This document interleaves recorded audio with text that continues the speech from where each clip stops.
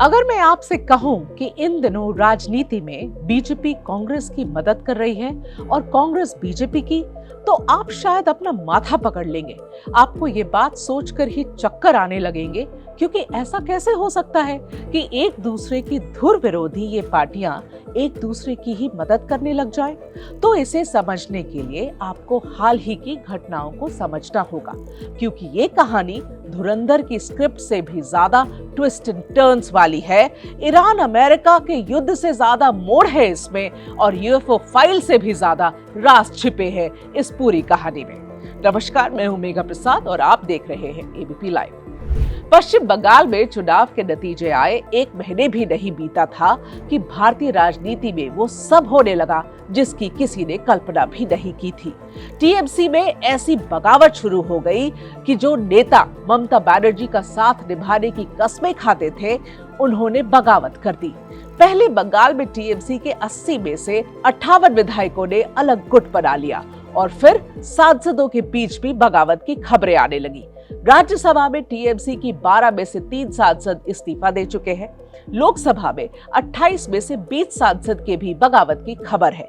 और इस बीच ममता बनर्जी के बहुत करीबी माने जाने वाले कल्याण बनर्जी ने भी अभिषेक बनर्जी को अहंकारी बताते हुए कह दिया है कि ममता को साफ करना होगा कि वो उनके साथ है या अपने भतीजे अभिषेक बनर्जी के साथ। लेकिन इस बीच जिस खबर ने हलचल मचा दी वो ये थी कि टीएमसी कांग्रेस के साथ विलय पर विचार कर रही है। ममता बनर्जी 3 दिन दिल्ली में रही। उन्होंने सोनिया गांधी से भी मुलाकात की और इंडिया गठबंधन के बैठक में भी शामिल हुई। इंडिया अलायंस की बैठक में ममता बनर्जी और सोनिया गांधी के गले मिलने वाली तस्वीरें तेजी से वायरल हुई। ममता बनर्जी के साथ दिल्ली आए उनके भतीजे 5 दिन देश की राजधानी में रुके और उन्होंने 10 जनपद पर राहुल गांधी से मुलाकात की, जो 1.5 घंटे चली। हमारे सूत्र बताते हैं कि कांग्रेस में विलय पर विचार करने के लिए ममता बनर्जी ने कुछ दिन का समय मांगा है।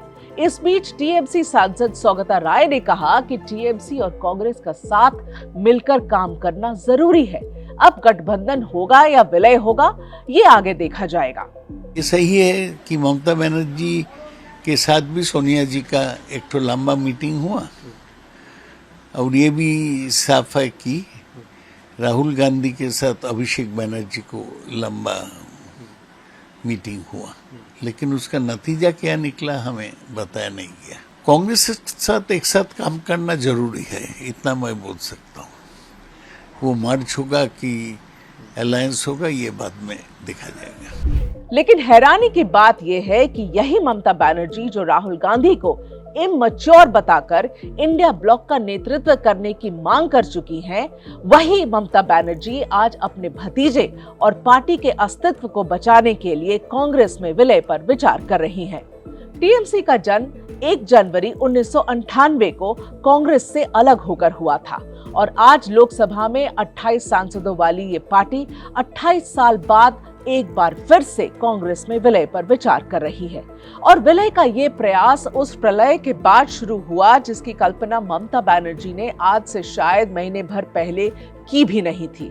लेकिन सवाल ये है कि जो राहुल गांधी पश्चिम बंगाल के चुनाव के दौरान टीएमसी पर बीजेपी को रास्ता देने का आरोप लगा रहे थे, वही राहुल गांधी आज टीएमसी के कांग्रेस में विलय के लिए रास्ता बनाने की कोशिश में लगे हैं। चर्चा है कि इसके बदले में कांग्रेस ममता बनर्जी को पार्टी का उपाध्यक्ष और उनके भतीजे को महासचिव बना सकती है। 1952 से लेकर 1967 तक पश्चिम बंगाल में कांग्रेस हर बार प्रचंड बहुमत के साथ सत्ता में आई। 1967 से लेकर 1979 में लगे झटके के बाद 1972 में कांग्रेस ने फिर से बंगाल की सत्ता में वापसी की। 1977 के बाद से कांग्रेस बंगाल की सत्ता में वापसी तो नहीं कर पाई, लेकिन टीएमसी के जन्म से पहले सबसे मजबूत विपक्ष बनी रही। फिर कांग्रेस से अलग हुई टीएमसी ने धीरे धीरे इन 28 सालों में कांग्रेस की जमीन छीन ली और 2026 आते आते कांग्रेस बंगाल में 1 सांसद और 2 विधायकों वाली पार्टी बनकर रह गई। लेकिन आज जब टीएमसी के कांग्रेस में शामिल होने की चर्चा हो रही है, तो कुछ लोग ये मान रहे हैं कि कांग्रेस की कीमत पर या उससे अलग होकर बनी बहुत सारी राजनीतिक पार्टियां जो आज बीजेपी के साथ भी नहीं है, उन्हें देर सवेर राहुल गांधी की छतरी के नीचे आना ही पड़ेगा। 1952 में देश में हुए पहले चुनावों के बाद 2026 तक 74 सालों में 70 से ज्यादा पार्टियां ऐसी हैं जो कांग्रेस के पेट से ही निकली हैं, जिनमें टीएमसी, एनसीपी, वाईएसआर कांग्रेस जैसी पार्टियां शामिल हैं। और पहले भी चुनावों में हार के बाद इनके कांग्रेस में शामिल होने की चर्चाएं होती रही हैं, जिन्हें खारिज भी किया जाता रहा है। लेकिन इस बार अगर टीएमसी सच में ऐसा करती है तो फिर भारतीय राजनीति का एक नया पेंडोरा बॉक्स खुल सकता है। इसके अलावा कुछ पार्टियां ऐसी भी हैं जिन्होंने नया होने के बावजूद कांग्रेस को ही निपटाया है, जैसे दिल्ली और पंजाब में आम आदमी पार्टी ने किया। कांग्रेस की जमीन खत्म करने वाली इन पार्टियों में से कई आज या तो बीजेपी के साथ है या फिर इंडिया अलायंस का हिस्सा है। जो बीजेपी के साथ है उन्हें हटा दें तो बाकियों का चुनावों में जो हाल हुआ है उसने ये सवाल खड़ा कर दिया है कि क्या अपना अस्तित्व बचाने के लिए इन पार्टियों को भी देर सवेर वही करना पड़ेगा जिस पर टीएमसी अभी विचार कर रही है।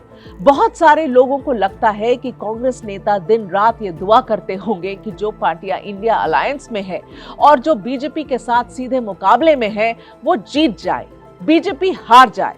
लेकिन कुछ पॉलिटिकल पंडित्स मानते हैं कि दरअसल इन पार्टियों की हार में ही कांग्रेस का भविष्य छिपा है और बाहर से इंडिया अलायंस की मजबूत करने वाली कांग्रेस के कई नेता दिल ही दिल में चाहते हैं कि इन पार्टियों का भी वही हाल हो जाए जो बंगाल में टीएमसी का हुआ है।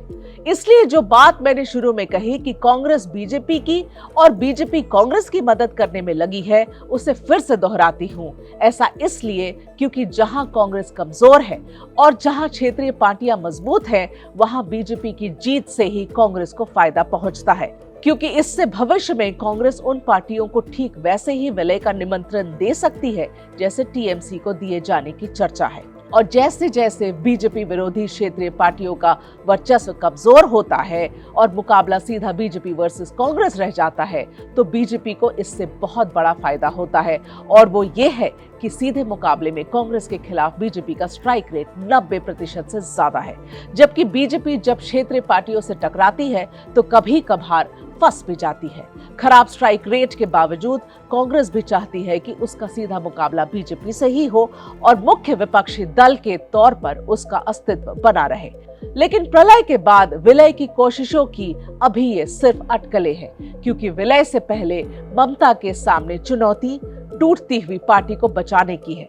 अगर पार्टी ही नहीं बची तो विलय या गठबंधन भी खटाई में पड़ सकता है। देखने के लिए धन्यवाद।